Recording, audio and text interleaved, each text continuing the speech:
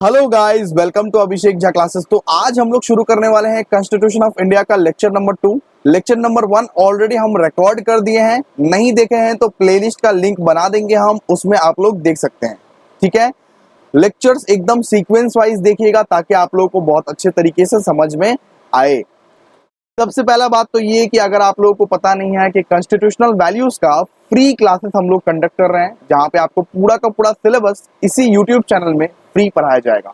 बस आपको फॉलो करने हैं 6 स्टेप्स। वो 6 स्टेप्स आपको या तो कमेंट सेक्शन में मिल जाएंगे या तो हमारे डिस्क्रिप्शन बॉक्स में मिल जाएंगे। तो आप लोग जरूर से जरूर वो 6 स्टेप्स को फॉलो कर ले ताकि आप लोगों को कोई असुविधा ना हो ये सारे लेक्चर्स करने में। ठीक है, और सबसे बड़ी बात, सिर्फ कॉन्स्टिट्यूशनल वैल्यूज ही नहीं, बीकॉम के सेमेस्टर 1 के सारे सब्जेक्ट हम लोग यहाँ पे फ्री में पढ़ा रहे हैं, फ्री ऑफ कॉस्ट पढ़ा रहे हैं। इसी के लिए लाइक, सब्सक्राइब और शेयर तो ज्यादा से ज्यादा होना चाहिए। चाहे आप कोई भी यूनिवर्सिटी से हो, चाहे आप कहीं भी रह रहे हो, आपके सिलेबस एकदम मैच करता है, आप लोग उसको देख सकते हो। ठीक है, चलिए शुरू करते हैं हम लोग। पिछले क्लास में हम लोग कॉन्स्टिट्यूशन ऑफ इंडिया का लेक्चर नंबर 1 पढ़ते हुए हम लोग बहुत बेसिक बेसिक बातें जाने थे, लेकिन उसको लिखना भी पड़ेगा, उसका नोट्स भी बनाना पड़ेगा, ये तभी तो उसका फायदा होगा। तो चलिए आज हम लोग क्या करते हैं, नोट्स बनाते हैं, और वही नोट्स बनाते बनाते हम लोग समझेंगे भी एक एक चीज को समझना भी है। ठीक है, चलिए आइए, कोई आलस वालस नहीं कीजिएगा, कॉपी लेके बैठिए, पेन लेके बैठिए, ताकि आपको कॉन्स्टिट्यूशनल वैल्यूज में कोई दिक्कत ना आए। ठीक है, चलिए यहाँ पे मेरे सामने लिखिए, मेरे साथ लिखिए इंडियन कॉन्स्टिट्यूशन। पहले लिख लीजिए, इसके बाद मैं समझाता हूं सब कुछ। Indian constitution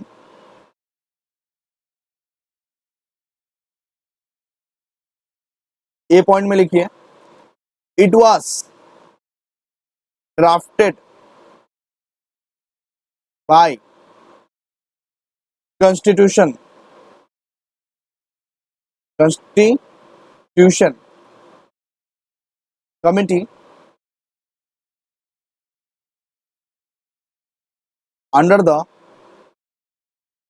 the chairmanship of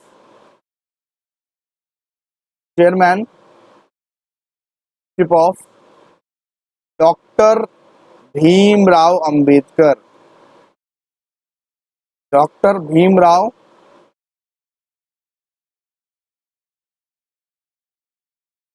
Ambedkar. ठीक है, नेक्स्ट पॉइंट लिखिए।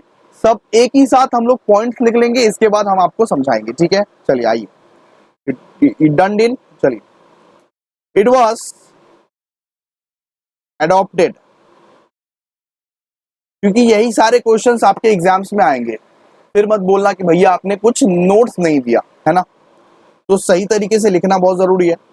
It was adopted on 26 November 26 November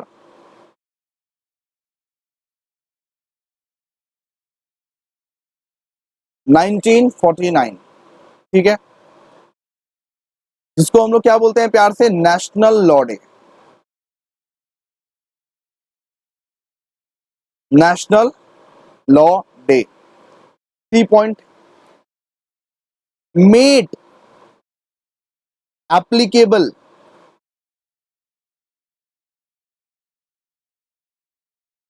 from 26 जनवरी 1950। मैं जनवरी को जैन लिख रहा हूं, लेकिन आप लोग मत लिखिएगा। ठीक है, आप लोग जनवरी लिखिएगा। ठीक है, चलिए, उस दिन क्या था, ये 26 जनवरी क्या होता है, रिपब्लिक डे होता है भैया, रिपब्लिक डे होता है। ओके, चलिए आप लोग समझ गए इसको। और एक पॉइंट लास्ट लिख लीजिए, इसके बाद समझते हैं इसको, एक ही बार में सब समझेंगे। देखिए, कॉन्स्टिट्यूशन ऑफ इंडिया, सीओआई मतलब कॉन्स्टिट्यूशन ऑफ इंडिया, आप लोग फुल फॉर्म लिखिए। Constitution of India contains 448। Constitution of India contains 448 articles. यही सारे चीज हम लेक्चर नंबर 1 में समझाए थे, और वही सारी चीज तो लिखा रहे हैं, इसके लिए तो डिफिकल्टी तो होना ही नहीं चाहिए, सिंपल सा बात है। Constitution of India contains 448 articles, ये 25 पार्ट एंड 12 शेड्यूल्स। आप लोग देख सकते हैं। आइए समझते हैं इसको। इंडियन कॉन्स्टिट्यूशन को किसने ड्राफ्ट किया था? भैया भीमराव अंबेडकर नहीं, इंडियन कॉन्स्टिट्यूशन को कॉन्स्टिट्यूशनल कमिटी ने ड्राफ्ट किया था under the chairmanship of doctor Bhimrao Ambedkar. मतलब उधर के उस कमिटी के हेड थे डॉक्टर भीमराव अंबेडकर। ओके, यही सब पूछेगा। तो it was drafted by the constitutional committee under the chairmanship of doctor Bhimrao Ambedkar. Next है, इट वाज अडॉप्टेड ऑन 26 नवंबर 1949। मतलब कि 1949 26 नवंबर को ये अडॉप्ट किया गया था। ठीक है, ये अडॉप्ट किया गया था, लेकिन अप्लीकेबल कब किया गया था? अप्लाई करना और अडॉप्ट करना में बहुत ज्यादा फर्क है। तो अडॉप्ट कब किया था? नेशनल लॉ डे के दिन, जब यहाँ पे 26 नवंबर 1949 के दिन ये अडॉप्ट किया गया था। लेकिन अप्लाई कब किया गया था? 26 जनवरी भैया, 26 जनवरी 1950 को अप्लाई कर दिया गया था। मतलब लागू कर दिया गया था पूरा देश में, ये कॉन्स्टिट्यूशन लागू कर दिया था 26 जनवरी 1950। लास्ट में बात है कि कॉन्स्टिट्यूशन कंटेन्स 448 आर्टिकल्स, 448 आर्टिकल्स और यहाँ पे 25 पार्ट्स, 12 शेड्यूल्स। तो 448 आर्टिकल कंटेन करता है, 25 पार्ट कंटेन करता है और 12 शेड्यूल कंटेन करता है। बात समझ में आया? चलिए आगे आगे लिखेंगे। आ जाइए नंबर 2 के पॉइंट में। लिखने में आलस आ रहा है तो छोड़ दो पढ़ाई, सिंपल सा बात है। पढ़ाई करके फिर फायदा नहीं। जिसको लिखने में आलस आता हो, पढ़ाई करके फायदा नहीं, क्योंकि सीयू के एग्जाम्स में तुमको अब लिखना ही पड़ेगा। पार्ट 3 मतलब पार्ट 3 ये गारंटीज 6 फंडामेंटल राइट। लिख लीजिए, एक एक करके समझाते हैं फिर।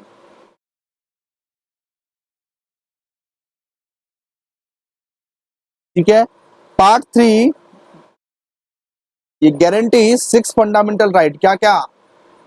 सबसे पहले लिखिए, right of equality.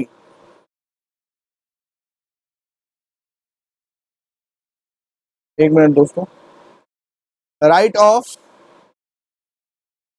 Equality. Right of equality का सबसे पहले बात होता है, जो कि आर्टिकल 14 से लेके आर्टिकल 18 में लिखा हुआ है। किसमें लिखा हुआ है? आर्टिकल 14 से लेके आर्टिकल 18 तक लिखा हुआ है राइट ऑफ इक्वेलिटी के बारे में। सबसे पहले ये राइट देता है कि हम इक्वल हैं। सब कुछ इलेबोरेटेड वे में समझाएंगे, आप लोग चिंता मत कीजिए, बस आप लोग लिख लीजिए इसको। इसके बाद राइट ऑफ फ्रीडम, जिसके बारे में आर्टिकल 19 से लेकर आर्टिकल ये 22 तक लिखा है। आर्टिकल 22 तक लिखा है। आर्टिकल 19 से लेके आर्टिकल 22 तक लिखा है किसके बारे में भैया? फ्रीडम के बारे में, राइट ऑफ फ्रीडम के बारे में। ओके, इसके बाद right against exploitation,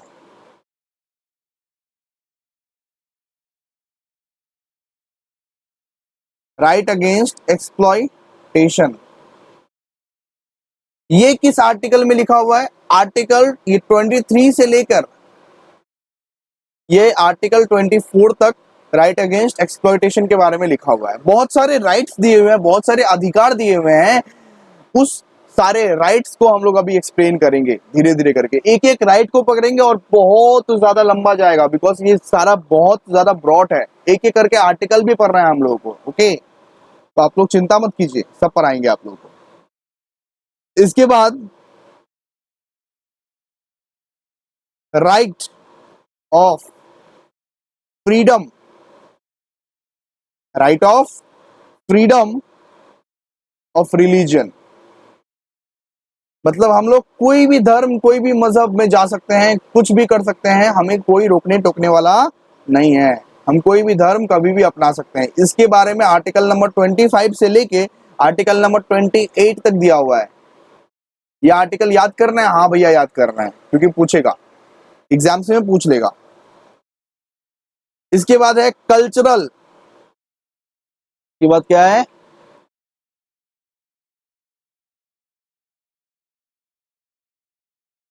cultural and educational right.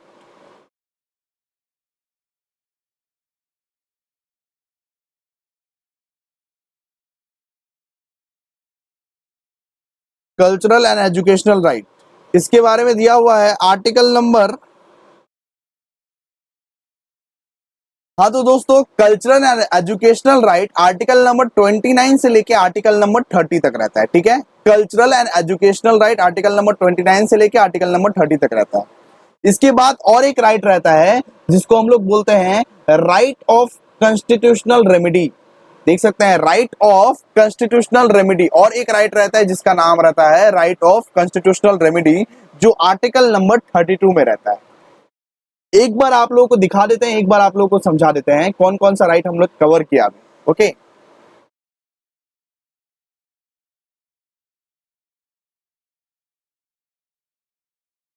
चलिए चलिए सबसे पहले देखिए, सबसे पहले हमने कौन सा राइट कवर किया? सबसे पहले हमने बोला राइट ऑफ इक्वलिटी आता है। Right of equality article number 14 से लेके आर्टिकल नंबर 18 तक आता है, ओके। जो हमें सिखाता है कि हम हमेशा एक है, कोई जाति धर्म इस देश में नहीं है। इसके बाद राइट ऑफ फ्रीडम का बात करते हैं कि हम हर स्तर से आजाद है, हम कहीं भी घूम सकते हैं, हमें किसी की परमिशन की रिक्वायरमेंट नहीं है, एक्सेप्शन है मम्मी पापा, हमें किसी की परमिशन की रिक्वायरमेंट नहीं है। ये कॉन्स्टिट्यूशन हमें हक दिया हुआ है कि हम बिना पूछे किसी से भी कहीं भी घूम सकते हैं, पब्लिक प्लेसेस में हम लोग जा सकते हैं। इसके बारे में सब डिटेल्स में पढ़ेंगे, चिंता विंता मत कीजिए, अभी तो जस्ट ऊपर ऊपर से समझा रहे हैं। इसके बाद दिया हुआ है राइट अगेंस्ट एक्सप्लॉइटेशन, मतलब कि कोई कस्टमर्स को एक्सप्लॉइट नहीं कर सकता, किसी को एक्सप्लॉइट नहीं कर सकता। आर्टिकल नंबर 23 से लेके आर्टिकल नंबर 24 तक दिया हुआ है राइट अगेंस्ट एक्सप्लॉइटेशन के बारे में। इसके बाद right of freedom of religion, मतलब कि हम मंदिर जाएं, मस्जिद जाएं, चर्च जाएं, ये मेरा मैटर है कि मैं कौन सा धर्म अपनाना चाहता हूं, कोई जोर जबरदस्ती हमसे नहीं कर सकता कि भैया आप लोगों को यही धर्म अपनाना पड़ेगा, है ना। ये राइट दिया हुआ right of freedom of religion, article number 25 से लेके आर्टिकल नंबर 28 तक ये बताता है। इसके बाद वाला राइट है कल्चरल एंड एजुकेशनल राइट, जो कि आर्टिकल नंबर 29 से लेके आर्टिकल नंबर 30, मतलब कि हर किसी को पढ़ने का अधिकार है, चाहे लड़का हो लड़की हो, कोई भी धर्म का हो, ऊंचा जाति का हो छोटा जाति का हो, मुस्लिम हो हिंदू हो, हर किसी को पढ़ने का अधिकार है और हर किसी को वो राइट कंपल्सरली दिया जाएगा। अब आर्टिकल नंबर 29 से लेके आर्टिकल नंबर 30 तक, ओके। इसके बाद right of constitutional remedy, next है कॉन्स्टिट्यूशनल रेमेडी। अगर ये सारे राइट्स तुमको नहीं मिले, राइट ऑफ इक्वालिटी तुमको नहीं मिला, फ्रीडम तुमको नहीं मिला, तो उसके लिए कंप्लेन तो करना पड़ेगा ना, उसके लिए तुमको न्याय तो मिलना चाहिए ना। तो ये जो लास्ट वाला जो राइट है वो तुमको न्याय दिलवाता है। क्या दिलवाता है? न्याय दिलवाता है भैया। ओके भैया, सब समझ गए भैया, लिख लिए आप लोग। चलिए अब हम लोग समझेंगे स्टेट। भैया स्टेट मतलब क्या होता है? स्टेट मतलब तो हम लोग आज तक राज्य सुने हैं, राज्य। स्टेट मतलब क्या होता है? जैसे कि वेस्ट बंगाल, उतना ही सुने हैं ना। लेकिन स्टेट का एक्चुअल डेफिनेशन क्या होता है पता है तुमको? स्टेट मतलब राज्य नहीं होता। सबसे पहले हम लोग लिखते हैं स्टेट का मतलब, उसके बाद हम तुमको डिटेल्ड में समझाएंगे। चलो सबसे पहले मेरे साथ लिखो, स्टेट अंडर आर्टिकल 12, मतलब आर्टिकल 12 स्टेट का डेफिनेशन बताता है। स्टेट मतलब क्या होता है अब आप लोग देख लीजिए। Includes parliament, parliament of parliament and government of India. लिखिए लिखिए लिखिए, लिखेंगे उसके बाद ही मैं समझाऊंगा, okay. Legislature, legislature and government of each state को भी स्टेट बोलते हैं। Next, all local, all local और अदर ऑथोरिटीज,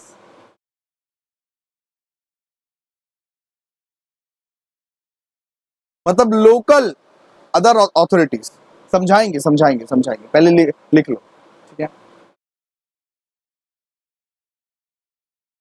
इसमें और एक चार्ट दीजिए ऐसे करके।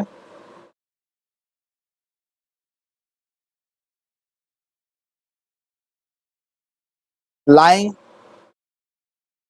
विद इन मतलब ये अच्छा, territory of India, lying with in, ये मतलब ये, ठीक है। और अंडर द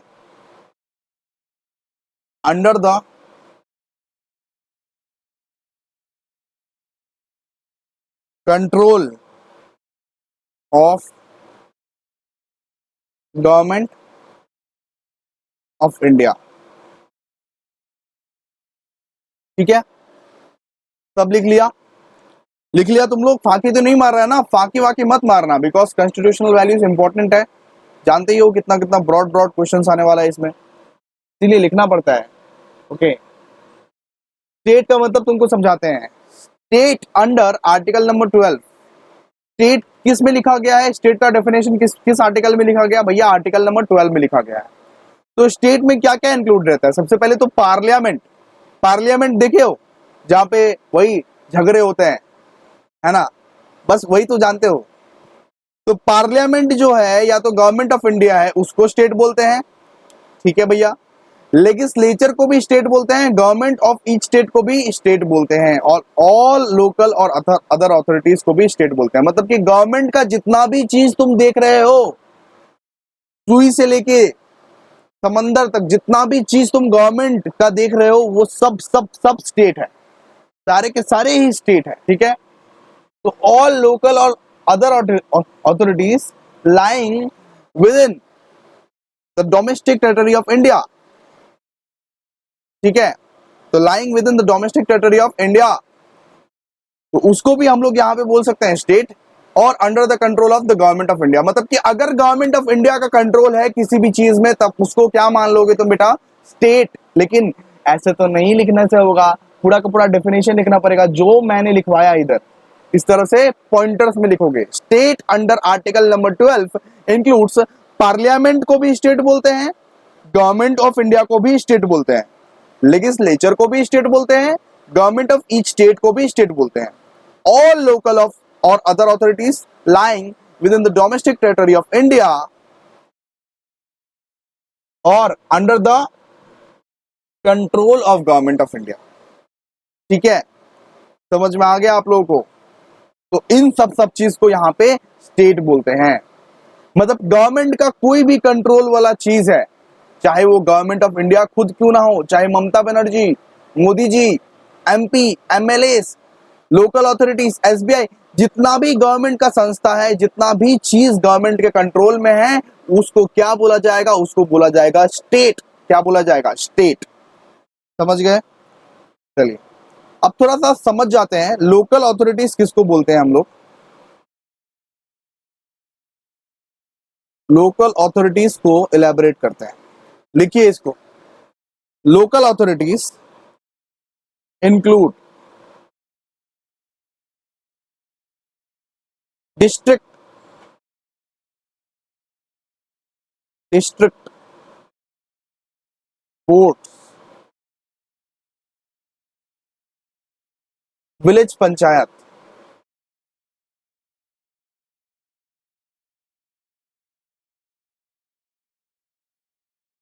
अच्छा लोकल अथॉरिटी में क्या क्या इंक्लूड रहता है? District board, village panchayat and municipalities, and municipalities,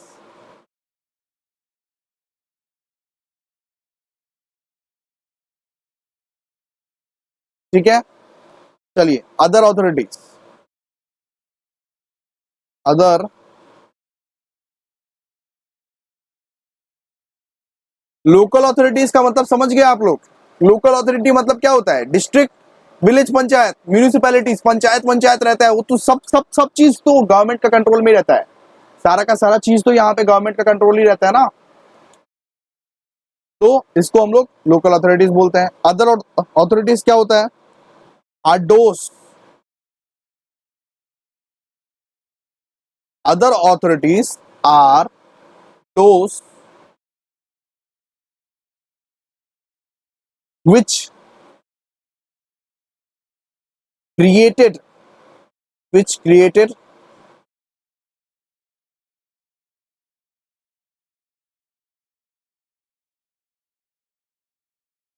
एक मिनट, हाँ, which created by constitution,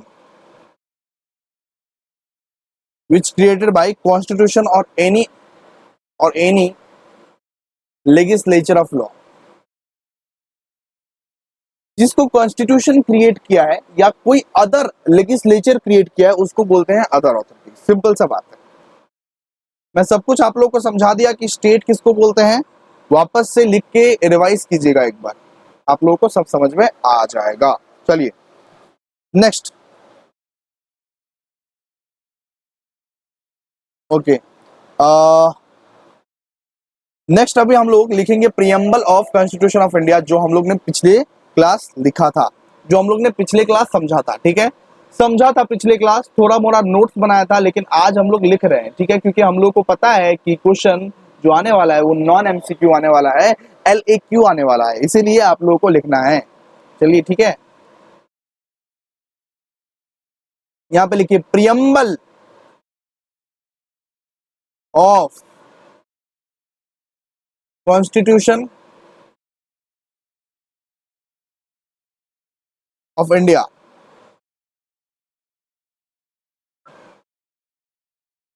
preamble पढ़े थे ना रे? क्या पढ़े थे प्रियम्बल में? सबसे पहले पढ़े थे हम लोग सॉवर्जिनिटी।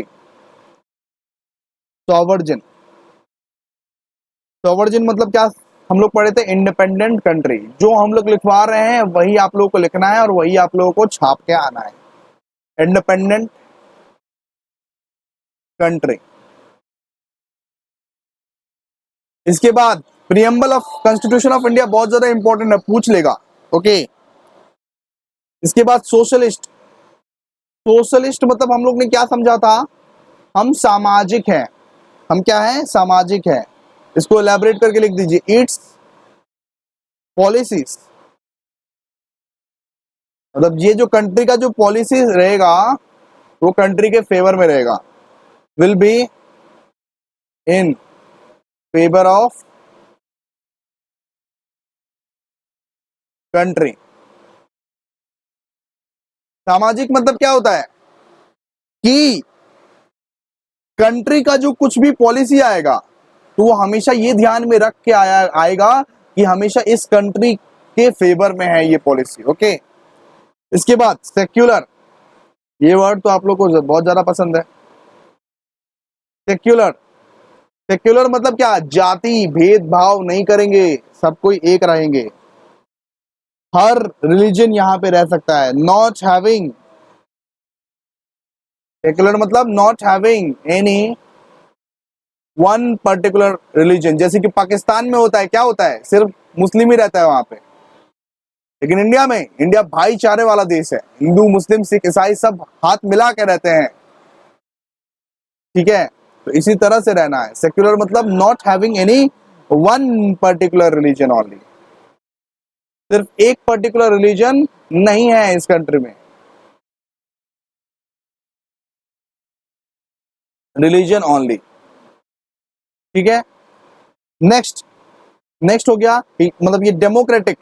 ये डेमोक्रेटिक क्या हो गया? डेमोक्रेटिक। डेमोक्रेटिक मतलब क्या होता है? Government,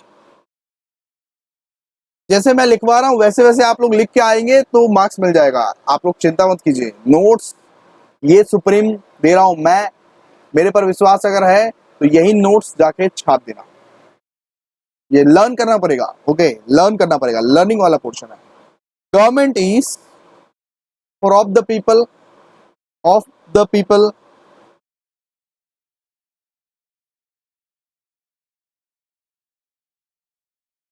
for the people,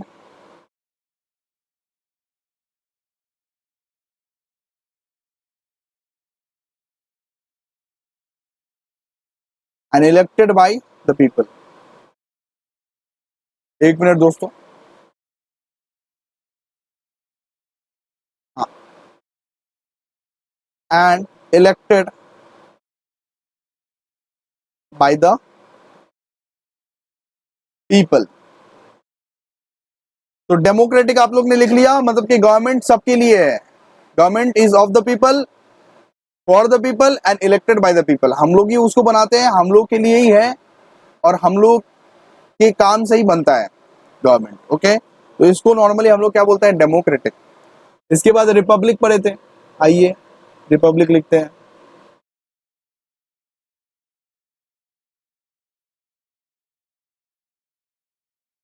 Republic, republic में होगा head of the state, head of the state क्या बाबू, head of the state elected directly, directly और इनडायरेक्टली बाय पीपल।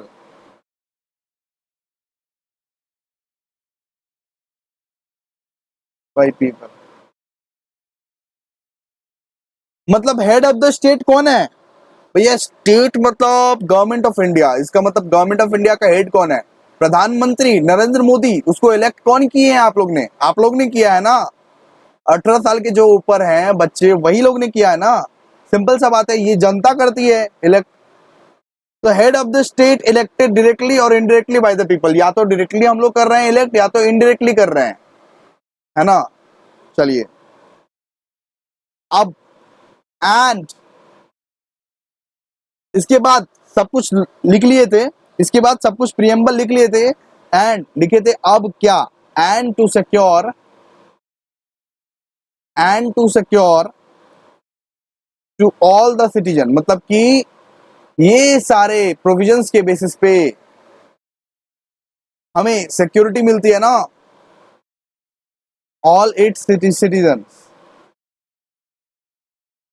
क्या क्या मिलती है, सबसे पहले तो जस्टिस मिलती है। जस्टिस मतलब क्या हो गया, in social economy, justice in social economic and political. Justice मतलब न्याय। ओके, इसके बाद क्या मिलता है, liberty, liberty, liberty of thoughts मिलता है। हाँ भैया, थॉट्स तो मिलता है, लिबर्टी ऑफ थॉट्स मिलता है। एक्सप्रेशंस मिलता है, हाँ भैया एक्सप्रेशंस भी मिलता है। बिलीफ मिलता है, फेथ एंड वर्कशिप। ये सब चीज आपको समझाएंगे, इसीलिए प्लीज आप लोग ये वीडियो में बने रहे और लिखते रहे, जो जो मैं करवा रहा हूं वो लिखते रहे। फ्री ऑफ कॉस्ट कहीं पर भी प्रोवाइड नहीं होता है, सिर्फ मैं प्रोवाइड करवा के दे रहा हूं। आप लोग प्लीज उसकी थोड़ी सी कद्र कीजिए, आपके लिए ही किया जा रहा है। यूट्यूब से मुझे कुछ इनकम जनरेट नहीं हो रहा है, मैं कुछ भलाई करना चाहता हूं बच्चे लोगों को, इसीलिए आपके लिए ये सब सारा चीज किया जा रहा है। प्लीज इसकी थोड़ी सी कद्र कीजिए, आप लोग थोड़ा सा पढ़ाई लिखाई कीजिए, नहीं पढ़ेंगे तो कुछ नहीं कर सकते। इतना क्वालिटी वे में एजुकेशन मिल पाना आज फ्री ऑफ कॉस्ट आजकल के दिन में बहुत ज्यादा मुश्किल है। तो आप लोग प्लीज थोड़ा सा कद्र कीजिए, और जो भी हम सिखा रहे हैं वो सीखने की ट्राई कीजिए। चलिए, क्योंकि बहुत सारे बच्चे को हम देखते हैं कि 2 मिनट 3 मिनट देखा वीडियो और चला गया। इस तरह से प्लीज मत कीजिए, इस तरह से आप अपने साथ ही नहीं मेरे साथ भी खिलवाड़ कर रहे हैं, मेरी मेहनत पर भी आप पानी फेर रहे हैं। तो आपको ये सब चीज नहीं करना है। कम से कम अपने लिए नहीं, कम से कम अपने माँ बाप के लिए तो पढ़ो, जो उम्मीद लगाए बैठे हैं कि तुम कभी ना कभी उनका सपना सफल करोगे। चलो, लिबर्टी हो गया, इक्वालिटी, सब चीज समझा दिए हैं पिछले क्लास में, आप लोग को वापस से समझाया जा रहा है, इसीलिए आप लोग लिखिए equality of status and opportunity.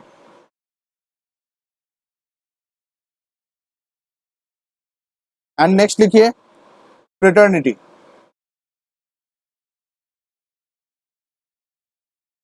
Fraternity to provide, fraternity मतलब टू प्रोवाइड डिग्निटी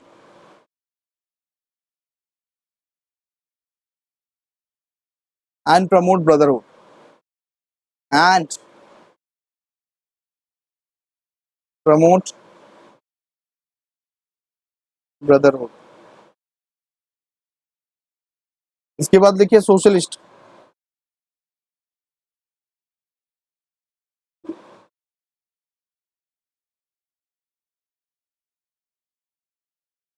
सोशलिस्ट एक एक एक मतलब एक ये भी है ना सोशलिस्ट, ठीक है। अच्छा सोशलिस्ट तो लिख लिख चुके, सॉरी, सोशलिस्ट ऑलरेडी हम लोग ने लिख लिया था। अब इसको समझते हैं एक एक करके। अब इसको हम लोग क्या करते हैं, समझते हैं। आइए सबसे पहले देखिए, सबसे पहले हम लोग ने preamble of constitution of India किया था। Preamble of constitution of India मतलब हमने सबसे पहले समझा था सॉवरजिन। सॉवरजिन मतलब हो गया इंडिपेंडेंट। सॉवरजिन मतलब क्या हो गया, इंडिपेंडेंट। मतलब हमारा कंट्री जो है ना एक आजाद परिंदा है, हमारे कंट्री को एकदम आजाद है, कोई भी इसको कब्जा नहीं किया हुआ है, सिंपल सा बात है। इसके बाद हम लोग ने पढ़ा था सोशलिस्ट, मतलब कि कंपनी के जो पॉलिसीज होंगे, कंपनी के जो रूल्स होंगे, रेगुलेशंस होंगे, सब कंट्री के फेवर में बनाए जाएंगे। कंट्री के जो रूल्स, रेगुलेशंस, पॉलिसीज होंगे वो सारे के सारे कंट्री के फेवर में बनाए जाएंगे। ओके, मैंने शायद कंपनी बोल दिया, लेकिन कंपनी नहीं, कंट्री। तो कंट्री के जो पॉलिसीज, रूल्स होंगे वो सब कंट्री के ही फेवर में बनाए जाएंगे। इसके बाद सेक्युलर। सेक्युलर मतलब क्या होता है, सेक्युलर मतलब कि कोई एक पर्टिकुलर रिलीजन इस देश में नहीं रहेगा, सारे के सारे रिलीजन मिल बांट के रहेंगे। कोई एक पर्टिकुलर रिलीजन का ये देश नहीं है, कोई एक पर्टिकुलर धर्म का ये देश नहीं है, हिंदू मुस्लिम सिख ईसाई सबका ये देश है। ओके, और सब इसमें प्यार से मोहब्बत से रहेंगे। चलिए इसके बाद आ गया मतलब ये डेमोक्रेटिक। डेमोक्रेटिक, ये डेमोक्रेटिक मतलब क्या, मतलब ये government is of the people, for the people and elected by the people. Okay, इसके बाद रिपब्लिक। रिपब्लिक मतलब क्या है, हेड ऑफ द स्टेट जो है ना, हेड ऑफ द स्टेट कौन है, प्रधानमंत्री, या तो चीफ मिनिस्टर को भी बोल सकते हो। हेड ऑफ द स्टेट जो भी रहेगा वो कौन इलेक्ट करता है, वो करता है डायरेक्टली और इनडायरेक्टली बाय द पीपल, मतलब जनता ही उसको इलेक्ट करता है। हेड ऑफ द स्टेट को जनता ही इलेक्ट करता है। और ये सब सारे राइट्स को सिक्योर करने के लिए यहाँ पे लाया गया जस्टिस। सबसे पहले क्या है, जस्टिस। जस्टिस मतलब क्या है, न्याय इन सोशल, इकोनॉमिक एंड पॉलिटिकल वे। इसके बाद लिबर्टी लाया गया, आप लोग के पास फ्रीडम है थॉट का, आप कुछ भी सोच सकते हो, सोचने की शक्ति आपके पास है, आप सोचो जो भी सोचना है, फ्रीडम है। आप कुछ भी एक्सप्रेस कर सकते हो, आप कुछ भी बिलीव कर सकते हो, कुछ भी फेथ कर सकते हो, वर्कशिप कर सकते हो, किसी को भी, कोई भी भगवान को मानना है मानो, अल्लाह को मानना है मानो, चर्च वाले को मानना है मानो, कोई भी दिक्कत नहीं है, जीसस को मानना है मानो। तो ये चीज का लिबर्टी देता है, लेकिन एक्सेप्शन ये है कि अपने देश के बारे में ही, देश को हित में रख के ही आप लोगों को ये सब चीज करना पड़ेगा। आतंकवादी आप लोग नहीं फैला रहे हैं, ठीक है, ये सब सारी चीज करके, ये एक एक्सेप्शन है इसका। लिबर्टी मतलब कि हमको फ्रीडम ऑफ थॉट्स दे दिया, हम लोग कुछ भी सोच रहे हैं, हम लोग कुछ भी अगर सोच रहे हैं, हम लोग देश के हित में नहीं सोच रहे हैं, हम लोग आतंकवादी वाला सोच अगर पाल रहे हैं दिमाग में, तो वो चीज नहीं चलेगा, ठीक है। ओके, इसके बाद इक्वालिटी। इक्वालिटी मतलब कि हर कोई इक्वल है, कोई ऊंचा जात नीचा जात, मुस्लिम हिंदू सिख ईसाई ये सब नहीं किया जाएगा, सबको इक्वलिटी मिलेगा। और जो जिस लायक है उसको उस लायक अपॉर्चुनिटी मिलेगा, उसको उस लायक स्टेटस भी मिलेगा, सिंपल सा बात है, ठीक है। इसके बाद फ्रेटर्निटी। फ्रेटर्निटी मतलब क्या होता है, to provide dignity and promote brotherhood, मतलब कि भाईचारे को प्रमोट करना है। भैया बहनचारे को प्रमोट क्यों नहीं कर सकते, नहीं, बहनचारी कुछ नहीं होता, इसका मतलब यही एज्यूम करो भाईचारा में ही बहनचारा हो गया, खत्म, है ना। तो to provide dignity and promote brotherhood, ये फ्रेटर्निटी का काम है। चलिए ठीक है तो दोस्तों, आज हम लोग इतना ही कर रहे हैं। आई होप आप लोगों को लेक्चर नंबर 2 बहुत ज्यादा अच्छा लगा होगा। दोस्तों प्लीज आप लोग अगर ये सब्जेक्ट को पूरा का पूरा करना चाहते हैं तो लाइक, सब्सक्राइब और शेयर कीजिए, और 6 स्टेप्स को अगर फॉलो नहीं किया है तो वो 6 स्टेप्स को पक्का से पक्का फॉलो कर लेना। थैंक यू, मिलते हैं नेक्स्ट वीडियो में, तब तक के लिए बाय।